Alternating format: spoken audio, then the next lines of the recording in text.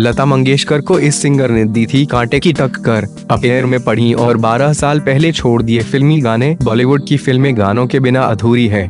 Film industry के इतिहास में कई ऐसे फनकार आए जिन्होंने अपनी आवाज का जादू दर्शकों पर चलाया। आज ऐसी ही एक पॉपुलर सिंगर के बारे में बताने जा रहे हैं जिनकी आवाज अब कहीं खो गई है। इस सिंगर का नाम है अनुराधा पौडवाल।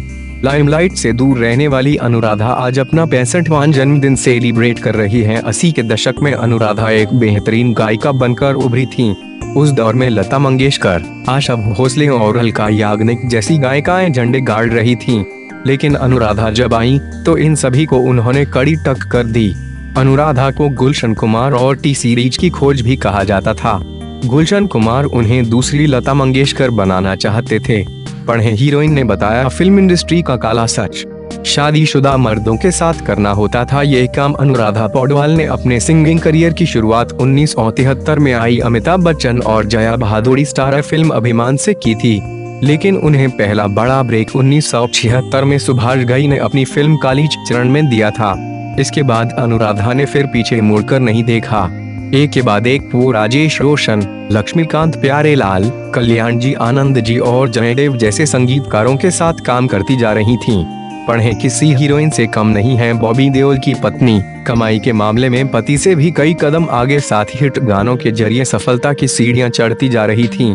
इस दौरान लता मंगेशकर और आशा भोसले के साथ उनके विवाद की भी कई खबरें रहीं, जिसकी वजह से वो खुद भी दूसरे संगीतकारों के रडार पर आ गईं।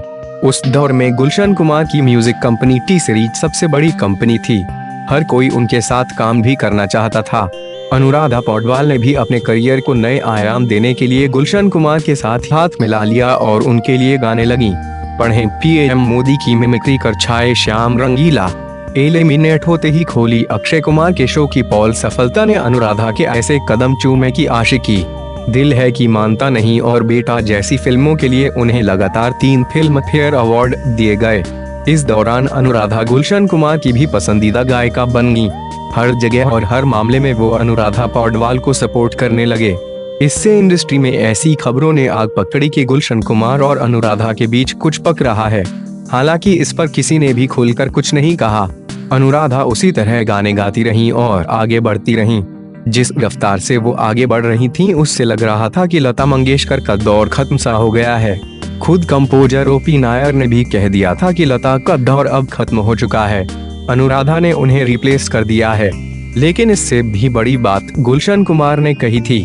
गुलशन कुमार ने अनुराधा पौडवाल से कहा कि वो उन्हें दूसरी लता मंगेशकर बनाएंगे। इसके बाद उन्होंने उसी दिशा में काम करना शुरू कर दिया। फिर अचानक एक दिन अनुराधा पौडवाल ने अपनी जिंदगी का सबसे बड़ा फैसला लिया। उन्होंने सभी को ये कहकर चौंका दिया कि अब वो सिर्फ टी सीरीज के लिए ही गाने गाएंगी। अनुराधा के इस फैसले से लोगों को लगने लगा कि वाकई गुलशन कुमार और अनुराधा पौडवाल के बीच अफेयर की खबरें झूठी नहीं हैं। बेशक गुलशन कुमार की वजह से अनुराधा ने टी सीरीज के लिए गाने का फैसला लिया हो, लेकिन इससे उन्होंने अपने पैरों पर ही कुल्हाड़ी मांच ली थी, क्योंकि इसके बाद टी सीरीज से बाहर के सभी गाने अलका याग्निक और बाकी गायिकाओं को मिल गए, जबकि अनुराधा ने भजन और आरती गानी शुरू कर दी। इसकी वजह से अनुराधा का करियर डूब गया और कई सालों तक उन्होंने किसी फिल्म या म्यूजिक कंपनी के लिए नहीं गाया। गुलशन कुमार की मौत के बाद तो उन्होंने फिल्मी गाने गाना छोड़ ही दिए। फिर वो सिर्फ भजन गाने लगी। आज भी अनुराधा पौडवाल के भजन खूब सुने जाते हैं।